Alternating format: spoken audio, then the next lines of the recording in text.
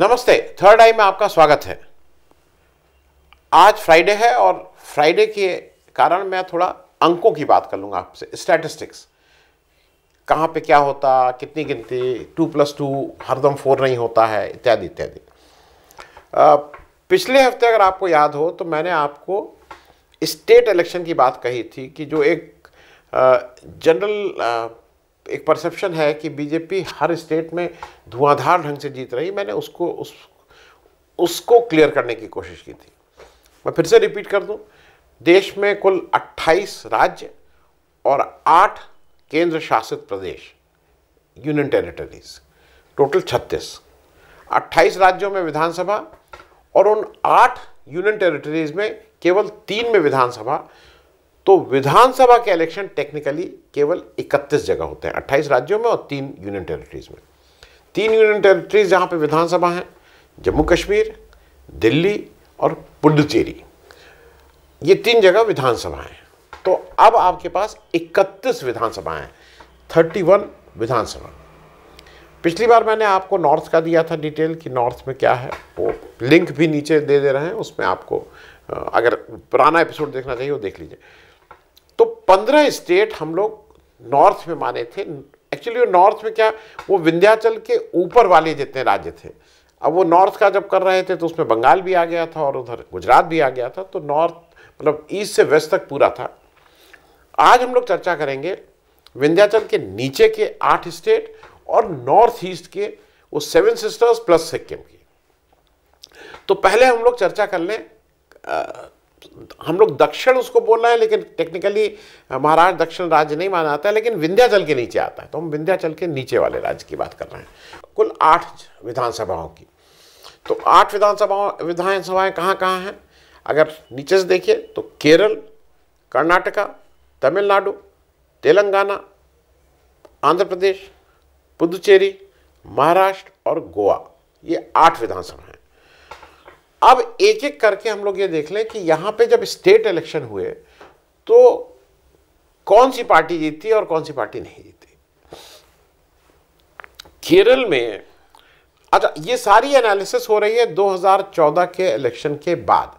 2014 के इलेक्शन में मोदी जी जीत के प्रधानमंत्री बने और उसके बाद से भी भाजपा और एक देश के एक बड़े तबके, मतलब एक बड़े वर्ग का ये मानना है कि मोदी है तो मुमकिन है, मोदी जी इज इनविंसिबल, मोदी जीतेगा तो मोदी आएगा तो मोदी, चाहे वो स्टेट इलेक्शन हो चाहे वो नेशनल इलेक्शन हो। मैं उस रेफरेंस से बात कर रहा हूँ। तो 2014 में के बाद के इलेक्शंस की, तो केरल में उसके बाद 2 बार विधानसभा इलेक्शन हो चुके हैं, एक बार 2016 में और एक बार 2021 में। केरल में कुल 140 विधानसभा सीट हैं। बीजेपी की 2016 में 1 सीट आई थी और 2021 में कोई सीट नहीं आई है और राज्य सरकार बनाने की बात ही नहीं उठती है। अब आप आइए कर्नाटका। कर्नाटका में 2014 के बाद अभी तक एक इलेक्शन ऑलरेडी हो चुका है, 2018 का।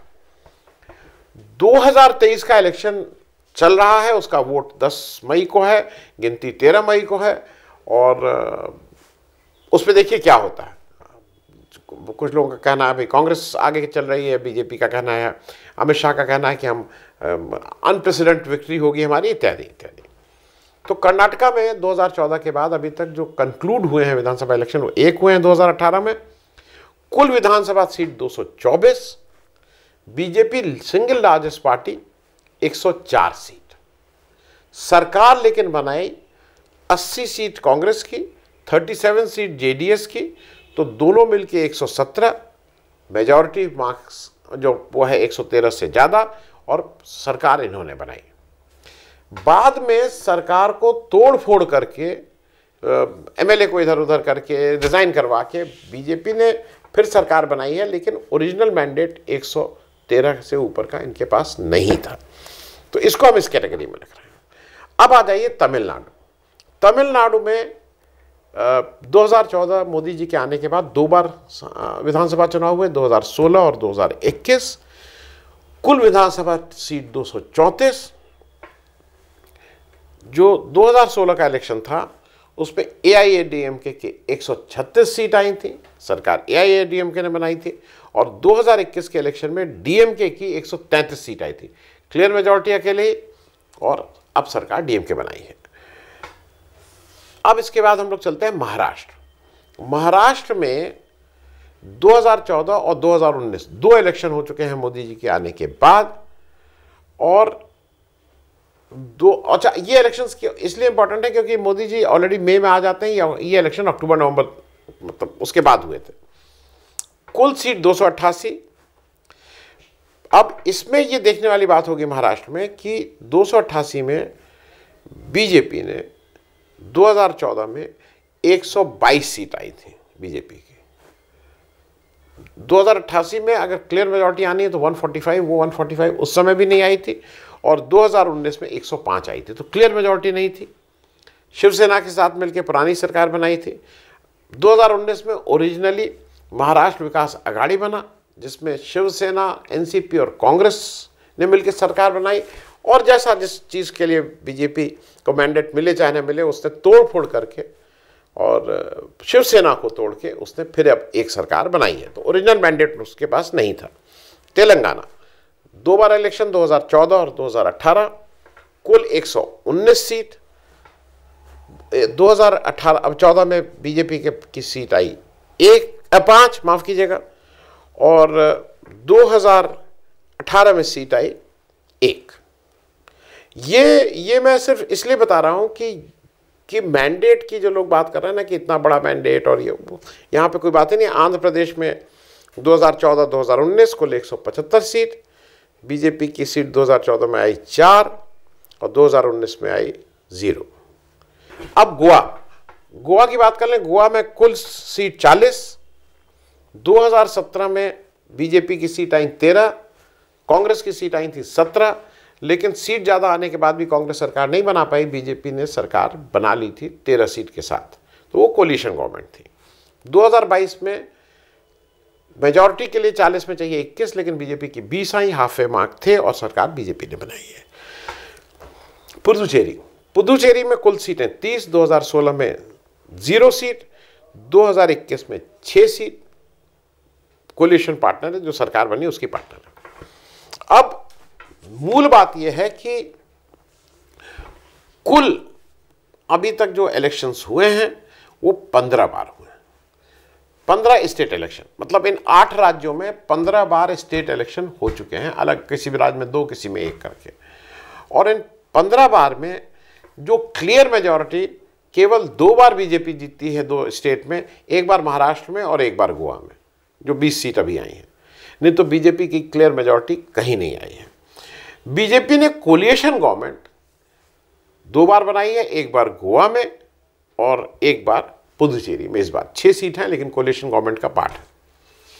बीजेपी ने 2 बार तोड़ फोड़ करके, मतलब एमएलए तोड़ के, एमएलए को डरा के, धमका के, इधर करके, रिजाइन करवा के 2 बार सरकार बनाई है, जहां अभी सरकार चल रही कर्नाटक और महाराष्ट्र में। तो अगर आप वैसे देखिए तो 15 इलेक्शन में इलेक्शन जिसको जीतना बोलते हैं वो केवल 2 बार जीती है बीजेपी। टोटल एक मैं फिगर और देता चलूं क्योंकि वो आपको इंटरेस्ट रहेगा। इन 8 राज्यों में, जो विंध्याचल के नीचे वाले राज्य हैं, कुल 180 एमपी की सीट होती हैं। आज उसमें 180 में बीजेपी के पास 53 सीट हैं, कांग्रेस के पास 30 हैं, लेकिन मुख्य बीजेपी उसके पास 53 सीट हैं और आउट ऑफ 180। और वो जो 53 सीटें हैं वो मुख्य रूप से 2 राज्य से आ रही हैं, एक महाराष्ट्र और एक कर्नाटका से 25 सीट आ रही हैं। तो इन 2 राज्यों में जैसा अभी की स्थिति है उस हिसाब से अगर विपक्ष की एकता हो जाती है तो बीजेपी के लिए यहाँ मुश्किल होगी। अब हम लोग आ जाए नॉर्थ ईस्ट। नॉर्थ ईस्ट आप देखेंगे कि बीजेपी का जो सबसे मजबूत गढ़ है वो नॉर्थ ईस्ट है। 8 स्टेट, 7 सिस्टर्स। सिक्किम में अभी तक एक इलेक्शन 2019 में हुआ, 2014 के बाद। 2014 का इलेक्शन चूंकि जनरल इलेक्शन के साथ हुआ था, इसलिए उसको ये मानना नहीं हो सकता है कि मोदी जी के प्राइम मिनिस्टर प्रभाव का उसका फर्क है। तो एक इलेक्शन हुआ है अभी तक 2019 का, उसमें बीजेपी की कोई सीट नहीं आई थी सिक्किम में। अरुणाचल प्रदेश में फिर एक ही इलेक्शन हुआ है 2019 का, और क्योंकि 2014 का इलेक्शन साथ में हुआ था तो 2019 के इलेक्शन में बीजेपी की क्लियर मेजॉरिटी 41 सीट की, आउट ऑफ 57। ये अरुणाचल की बात हो गई, उस समय 57 सीट पे इलेक्शन हुआ था, लेकिन 60 सीट्स हैं। असम में जैसे बहुत है ना कि बीजेपी की बहुत वैसी मैंडेट की सरकार है, ऐसा नहीं है।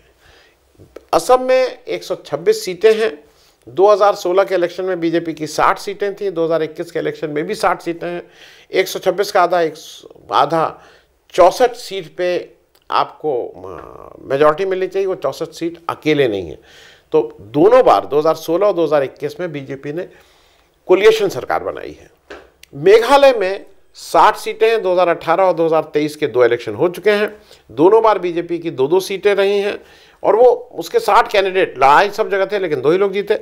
लेकिन इस समय फिर से वो रूलिंग पार्टी जो है उसके साथ कोलिएशन में वो भाग ले रही है। मणिपुर में अब तक 2017 में इलेक्शन हुआ है, अभी दूसरा इलेक्शन अब होगा। 60 सीटें, माफ कीजिएगा, मणिपुर में 2 इलेक्शन हो गए हैं, 2017 और 2022, कुल 60 सीटें।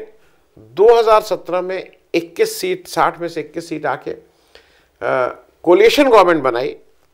हालांकि सबसे लार्जेस्ट पार्टी नहीं थी, लार्जेस्ट पार्टी 2021-17 में कांग्रेस थी विद 28 MLAs, लेकिन फिर भी 21 MLAs के साथ बीजेपी ने कोलिशन गवर्नमेंट बनाई, और 2022 में उसकी क्लियर मेजॉरिटी आई है 32 सीट के साथ। नागालैंड में 2018 और 2023 के इलेक्शन हुए, कुल 60 MLAs, 2018 में 12 सीटें, 2023 में भी 12 सीटें।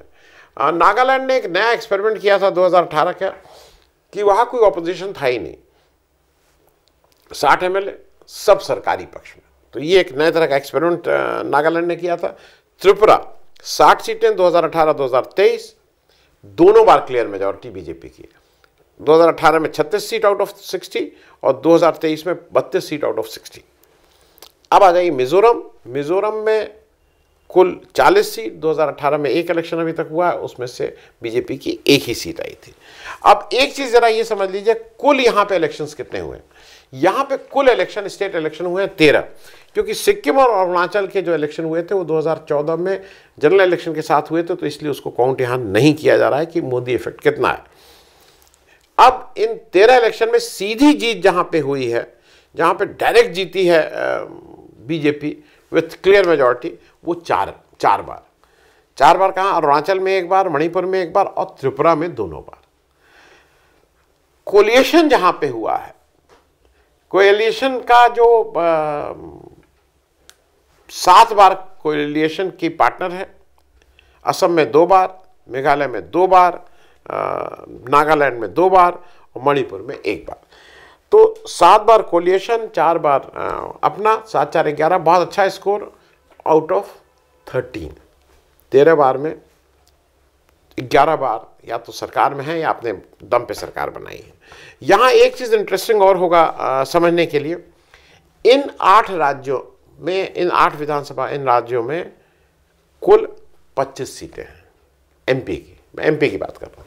उन 25 सीटों में बीजेपी के पास 14 सीटें हैं, कांग्रेस के पास 4 सीटें हैं। बीजेपी के लिए नॉर्थ ईस्ट के राज्य अहम है, क्योंकि वहाँ एक तरह से जो सक्सेस रेट उसको ना नॉर्थ इंडिया में मिला है ना साउथ इंडिया में मिला है, उस तरह की सफलता उसको नॉर्थ ईस्ट में मिली है। लेकिन नॉर्थ ईस्ट में एक चीज़ ये भी देखनी होगी कि 1 सीट के साथ, 2 सीट के साथ भी वो सत्ता शेयर कर रही है। उसके मुख्य कारण ये हैं कि नॉर्थ ईस्ट में जो भी पार्टी आती है वो सेंटर में जो पार्टी हुकूमत में रहती है ज़्यादातर उसके साथ वो अलाइन करती है, ज़्यादातर मैं बोल रहा हूँ। तो इसलिए जो ये आप एक फिनोमेना देख रहे हैं कि नॉर्थ ईस्ट में बहुत वो है, मतलब स्ट्रांग है बीजेपी। उस स्ट्रांग का एक बड़ा कारण यूनियन गवर्नमेंट भी है। मैंने ये बात आपसे इसलिए शेयर की है कि अब आपने नॉर्थ का एक आपको फेयर अच्छी आइडिया हो गई, आपको एक साउथ की अच्छी आइडिया हो गई और एक आपको नॉर्थ ईस्ट की अच्छी आइडिया हो गई। तीनों रीजन को मिला के आगे एक और करेंगे। लेकिन अभी इसमें कर्नाटका, क्योंकि शायद 1-2 हफ्ते में ये चीज़ें चेंज हो जाएंगी। जो अभी हम लोग 15 स्टेट इलेक्शन की बात, विंध्याचल के नीचे वाले जो दक्षिण राज्य हैं उनकी बात कर रहे हैं, तब तक कर्नाटका का रिजल्ट भी आ चुका होगा। तो कर्नाटका का रिजल्ट भी दिखाएगा, क्योंकि अभी तो जो अभी 15 बार इलेक्शन हुआ है उसमें क्लियर मेजॉरिटी केवल 2 बार रही है। तो ये मैं इस रेफरेंस से कह रहा हूँ ना कि बीजेपी का एक जो प्रचार तंत्र है, जो ये कहता है कि सब जगह क्लीन स्वीप, सब जगह बीजेपी ही बीजेपी, सब जगह बीजेपी ही बीजेपी, वो नॉर्थ ईस्ट में ज़रूर दिखाई दे रही है। मैं एक दो चीज़ें इसलिए कह दूं कि मैं कोई उस स्टेट को छोटा नहीं कह रहा हूँ, लेकिन जब आप पावर पॉलिटिक्स में हैं और आप जिस तरह की पॉलिटिक्स करते हैं, उसमें एक एक सीट वाले मिजोरम, नागालैंड, इन सब में एक सीट है, और उत्तर प्रदेश में कितनी सीट है? इन सब 8 राज्यों को मिला के कुल 25 सीट है, उत्तर प्रदेश में 80 सीट है। तो ये भी थोड़ा एक समझना होगा कि बीजेपी की अहमियत कितनी है। और मैं जो पहले भी मैं कह चुका हूँ कि अगर बीजेपी को, विपक्ष का कोई भी इस तरह का प्लान है कि बीजेपी को रोकें, उसकी सीटें कम हो, तो उसके लिए मैंडेटरी है, उसके लिए आवश्यक है कि वो आके उत्तर प्रदेश में बीजेपी का मुकाबला करें। क्योंकि अगर आप नॉर्थ ईस्ट में मुकाबला करते रह गए और आपने कहा कि नहीं हमने 2 स्टेट में बीजेपी को हरा दिया, उससे बहुत कुछ नहीं बन पड़ेगा। 80 सीट वाले उत्तर प्रदेश में 2024 का जो जनरल इलेक्शन है, वहाँ पे आपको अपना दमखम दिखाना होगा। अगर वहाँ विपक्ष एक मत होकर एक साथ लड़ता है और कुछ सीटें जो पहले के मुकाबले पिछले इलेक्शन में 2019 के इलेक्शन में विपक्ष के पास 16 सीटें थीं, 10 सीटें बीएसपी, 5 सीटें सपा और 1 सीट कांग्रेस की, उस 16 को वो कम से कम 32 से 48 कर पाता है, तब ये सोचा जा सकता है कि बीजेपी की राह थोड़ी कठिन है। अदरवाइज़ ऐसा अभी के, अगर आप यूपी में कुछ भी नहीं कर पाते हो, नॉर्थ ईस्ट में बीजेपी 14 की जगह 25 में 14 सीट हैं, 14 की जगह 16 सीट ले आती है, 18 सीट ले आती है, तब भी कुछ ऐसा मार्क डिफरेंस नहीं होगा। तो आज के लिए इतना ही। Thank you so much.